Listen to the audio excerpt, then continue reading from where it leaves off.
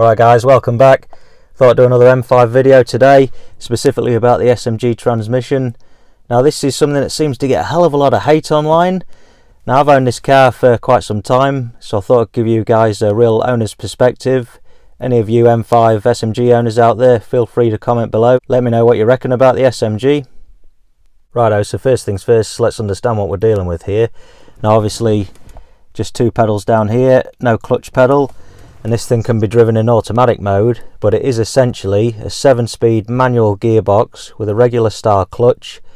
Now the shifts are operated hydraulically via electric solenoids through computer logic.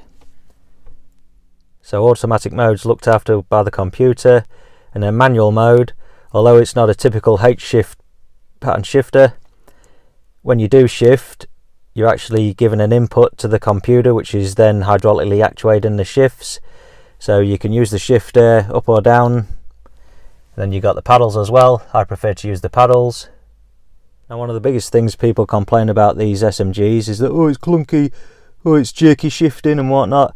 Well, a lot of that's, I think, to do with the adaptions. So it's a bit like an automatic gearbox where the computer's got adaptions.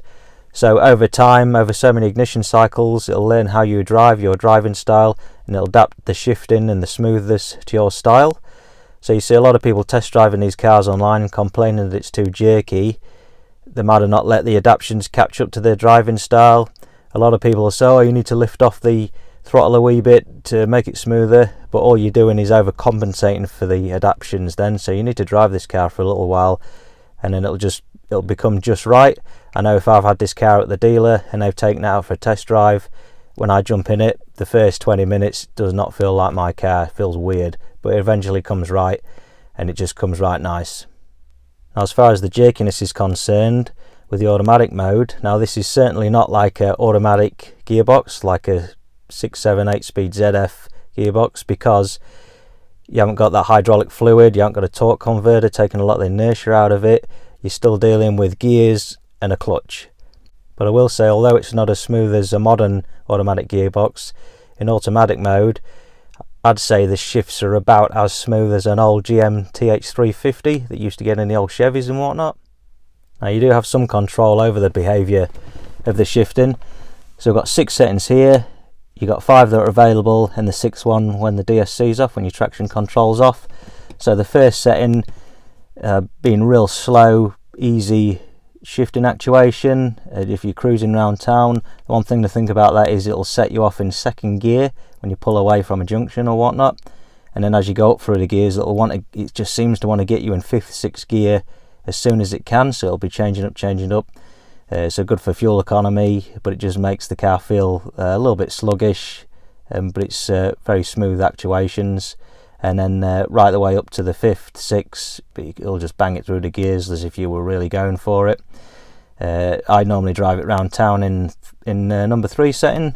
I find that's just right, just a good balance between smoothness and the harshness of banging it through the gears. And one thing I will say is the lower the setting, the lower the rev range it'll change. So as you go up through each setting, it'll rev higher before it changes. So it goes from real cruisy and then just sportier till you're absolutely hammering it through the gears, number 6 there. Alright, so what I think I'll do, we'll go for a drive.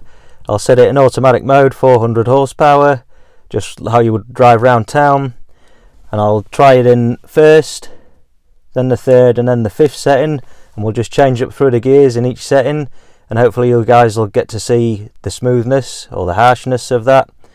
And then what we'll also do is put it in manual mode, 500 horsepower, and we'll take it for a run through the rev range. I'll do that in 1st, and then in the 5th setting, and I'll use the flappy paddles, and we'll just see how harsh it does actually change. I'll see the length of time it takes to change from 1st versus 5th. Alright, let's do it. Alright, so in automatic mode, 1st setting, pulling away in 2nd gear.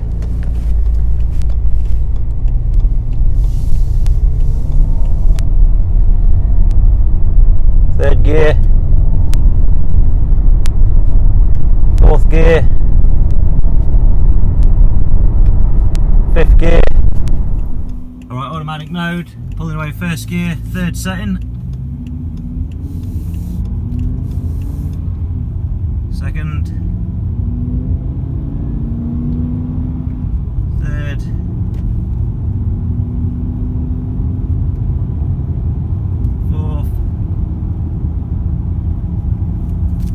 Okay, automatic mode, 5th setting, pulling away 1st gear.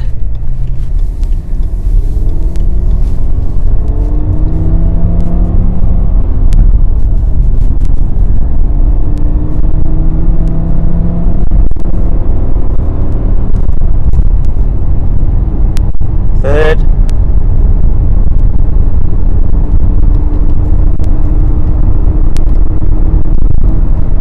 Fourth.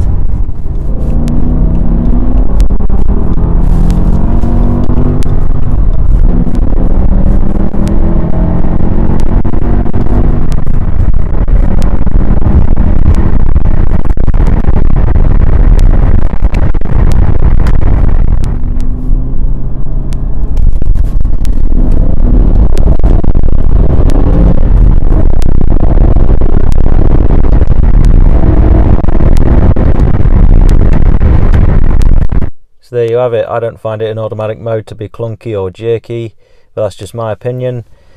Now in North America they did offer this car in a 6-speed manual as well, but it's not the same gearbox, this being the 7-speed. This one's really suited to this engine and the car as a whole. The 6-speed's a little bit different, but it is a traditional manual transmission.